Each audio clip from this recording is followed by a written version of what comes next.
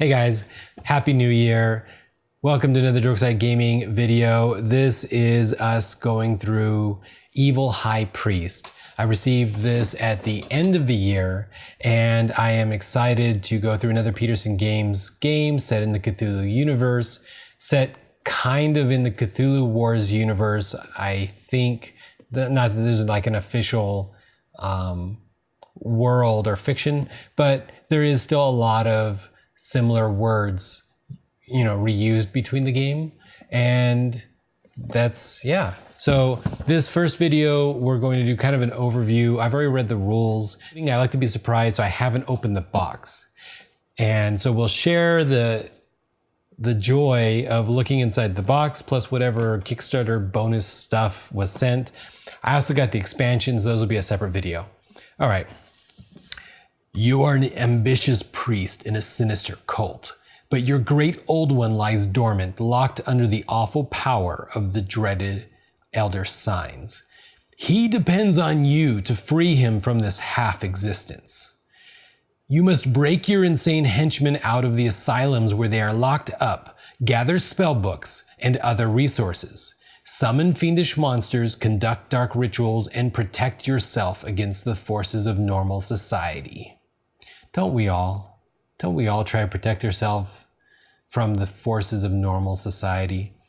All right, so it says, you know, if you succeed, you'll be chosen as the high priest of your cult. What I did think was interesting is you are all members of the same cult, trying to awaken the same great old one. Not a competing great old one, but you're murdering each other and whatever you have to do to become the high priest of your particular cult. I love Petersen Games. I actually don't have like many of their things other than just an immense amount of Cthulhu War stuff.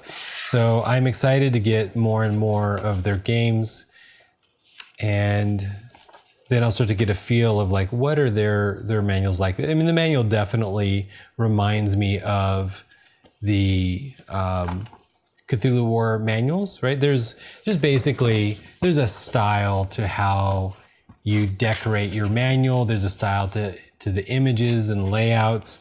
Because they do all this 3D modeling, they do, I think, a lot of computer assisted work. So consequentially, they have a lot of things to put into their books. The concept of the game is that generally you're opening or breaking elder signs. A lot of people think of the elder signs as something the evil forces want, but actually the elder signs in the Cthulhu War games are protection against the elder beings, so you're breaking them. And so in this case, you're trying to break enough of them to allow your great old one to awaken. Meanwhile, investigators are going to be sorry guys, still getting over a cold. Meanwhile, the humans, normal society, is going to be conducting raids to try to like take down your cult, imprison them in asylums. Apparently this world is kind of Batman Gotham-esque, because instead of just killing your evil people, they're putting them in asylums where you can try to rescue them. All right, so we've got very vivid artwork. And I always like that. I don't know if ink has gotten cheaper, but I just feel like I want this highly saturated artwork. Looks good. Cool. Nice thick cardboard. That's always a good sign. You don't want it to be cheap and shoddy. When it's too thin, it slides around the board too much.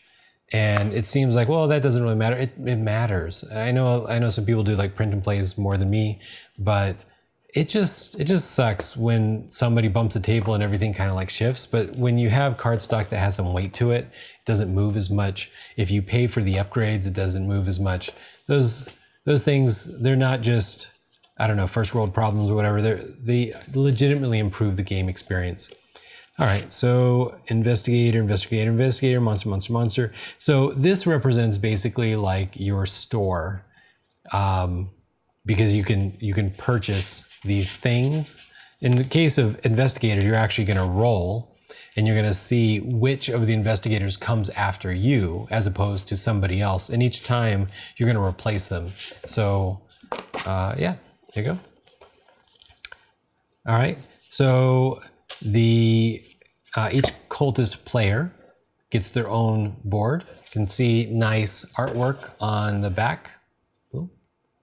Very pretty. Again, the artwork, I mean, nobody can complain about the quality of the ink. There's a feel to quality.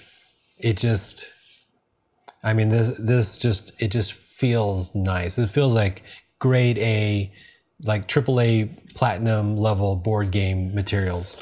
When you buy a lot of games, sometimes they're not so nice, and you know it right away. But these on the other hand are nice. So you have these layers. You have powers that you activate depending on. You have priest meeples and you have high priest meeples. Only the high priest can do certain things. You got various costs.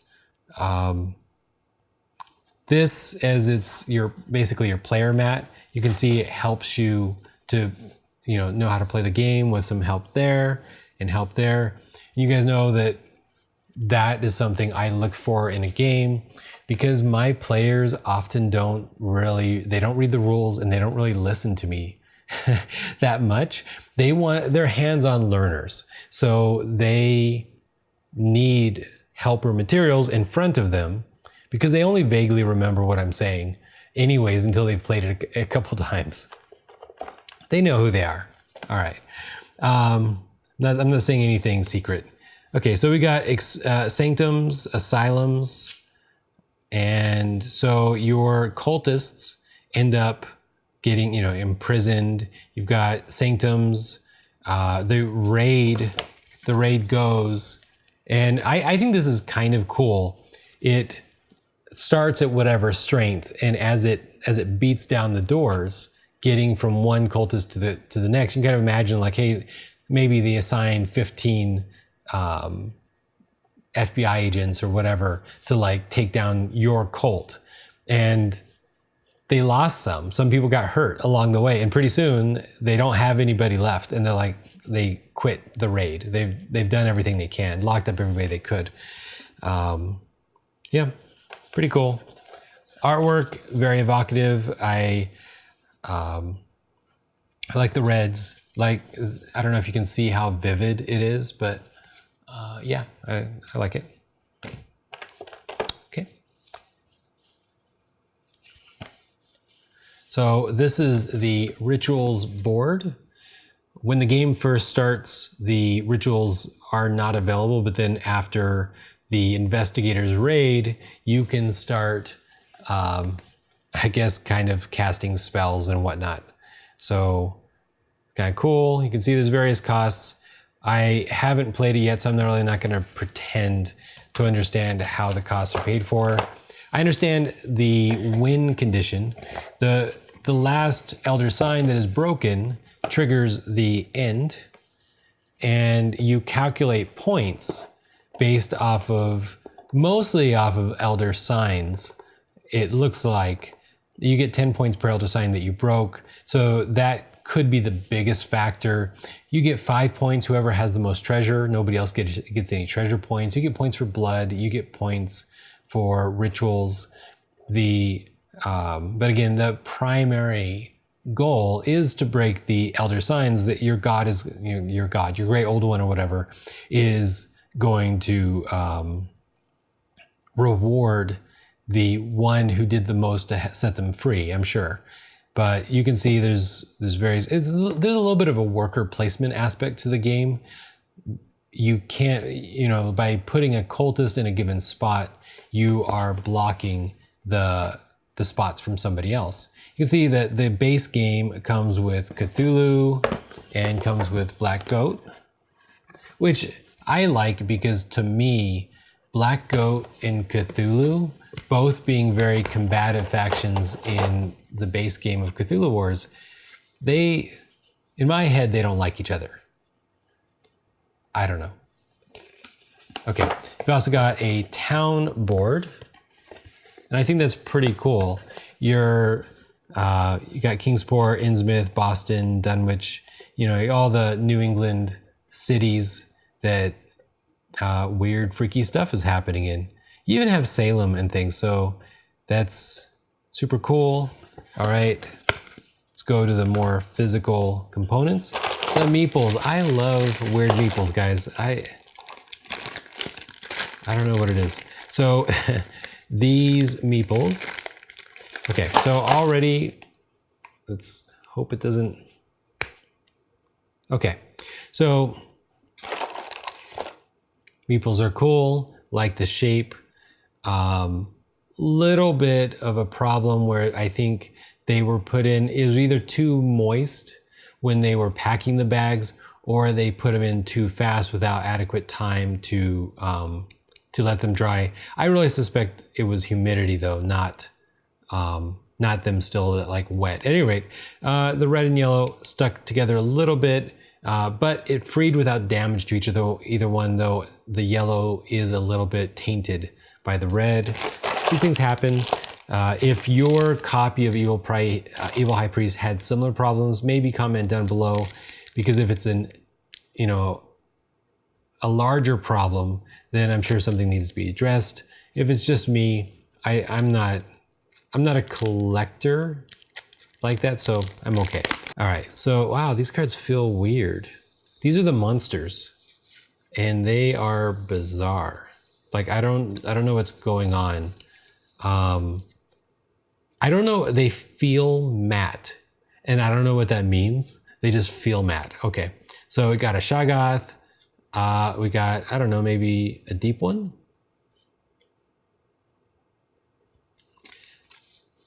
Yeah, like there's all these deep ones, and then there is a Shoggoth. Got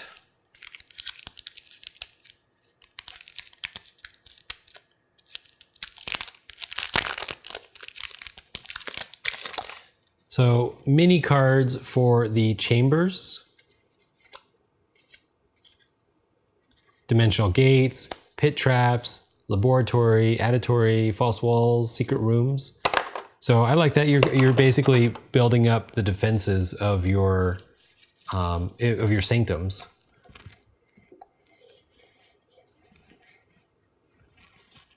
All right. What is this? I don't know. It's if I need to summon or bind a being, I've got a little map thing. We must perform our ceremony at the equinox and each dark moon made whole. The four brought center. So it it starts to make sense when you cross your eyes and you just kind of look at it. We know this to be eternally true. It all looks actually like English, so there you go. Might be able to read it. If this is the ring, I have now just shared the destruction of the universe over the internet. What's the worst that could happen, guys? All right, so that's the components. Let's go ahead and open the extras, because I don't know what they are, and we'll just get it out of the way. All right, so we have the high priests of the colors from Cthulhu Wars. So I don't know why I was leaving them in the bag. So I don't know if I care about the meeples, because I forgot that I had upgraded to physical people. I mean, I do like meeples as a general rule.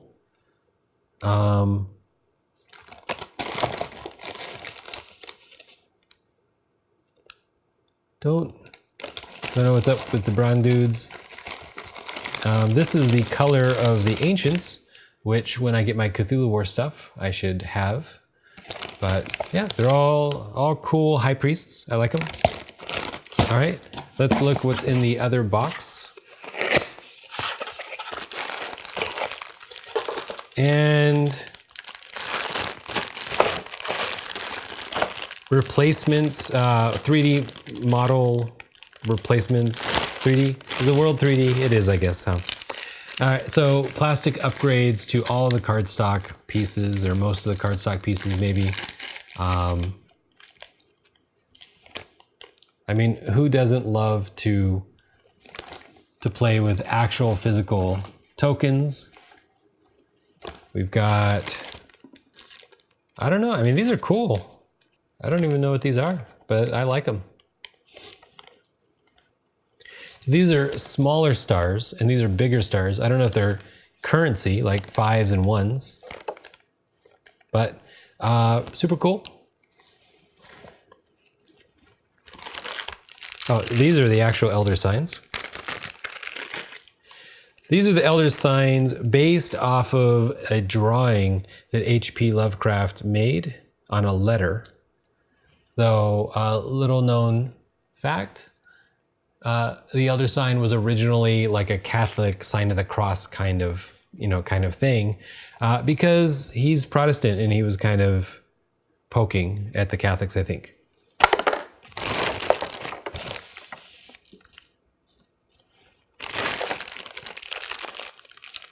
Money are these green thingamabobs. You know, because they got dollar signs on them. These are not cheap. They have a good hefty weight to them. I don't know if, I guess these might just be bodies. I really don't know what these replace. These are weird. All right. They're like buckets. Buckets. Spellbooks. Grimoires. So maybe symbols for rituals. I don't know. We'll see in a future video. All right, guys, and with that, that is our box opening of Evil High Priest by Petersen Games. We're going to be doing a lot more with Evil Priest, at least 2 more videos, and then who knows? Well, yeah, at least 2 more, and then we might do a lot more. All right, guys, so with that, I would love to have your feedback on what kind of Evil High Priest videos you might want to see. I know I have a request pending for a new How to Play Cthulhu Wars video. I'm working on that, so I hope to get that out in January. And if you put an idea, I'm gonna try to do it. Hey. All right, at least I know one person will wanna watch that video. With that, I'm gonna end it, and bye, guys.